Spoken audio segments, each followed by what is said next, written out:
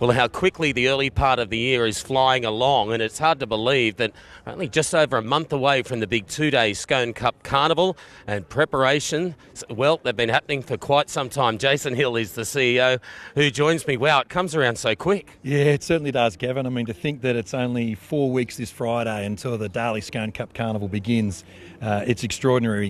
Takes a lot of work, a lot of effort, but you click your fingers after last year and all of a sudden it's coming around again. So really looking forward to it, but it does come up on you. How are the preparations going? Yeah, really well. We feel really good about this year. That's not to say we haven't felt good about previous years, but we've got a few little different bits and pieces that are happening this year on the Saturday in particular. So a lot of work's gone into it, a lot of great support from suppliers and partners, but feeling good this time of the year that we've got most things under control. So many good races across the 2 days, and there's so much money on offer. Yeah, it's pretty extraordinary when you think across the 2 days we nudge over $2.5 million in total prize money, and clearly that's significantly influenced by the Arrowfield Dark Jewel Saturday, the Metropolitan Race Day when Sydney comes to Scone, and what a privilege that is for us as a country track, to get a Metropolitan race. So, Friday's a massive day, the Daily Scone Cup, the Vinery Country Cup, the English 2-year-old Challenge, so they're big races in and of themselves, and the prize money is exceptional over those 2 days. A tremendous weekend. And one of the massive hits, as it always been, is that big Darley marquee, which is almost become legendary and part of this carnival. Yeah, it's pretty amazing. I mean, obviously saw it for the first time last year and, was really blown away with what it offers. We've increased the size this year. So it's gone up about another 10% to allow for a few more people in there. And we've still got a few tickets left on the Friday for some of our packages. So if anyone wants to visit sconeraceclub.com.au, they can get tickets for Friday and for Saturday.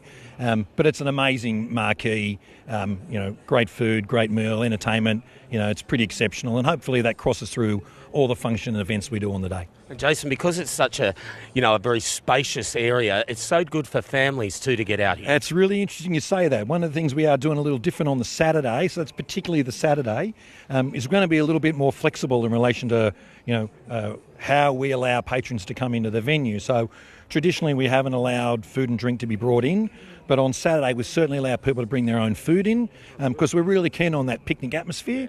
If you want to bring a foldable table, a foldable picnic chair, then we're more than happy for you to do so. Again, this is just the Saturday. There'll be plenty of facilities here anyway, but if you really want to do that, set something up for the family on Saturday. We'll have some activities, we'll do some kids entertainment, face painting, that kind of stuff. It's really trying to open up the Saturday to a new market. So, hopefully that helps us get a few more punters to enjoy what's the most significant Saturday of racing in country New South Wales. And Jason, in terms of the track, everything looked today, for example, it's looking terrific, it's racing terrific. So in terms of that, and it's so big and spacious out there.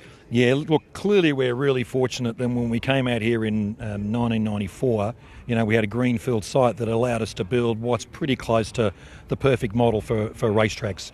We lost our track manager, Digby Nuttall, to Hawkesbury, and we wish him well at Hawkesbury on his journey to the top.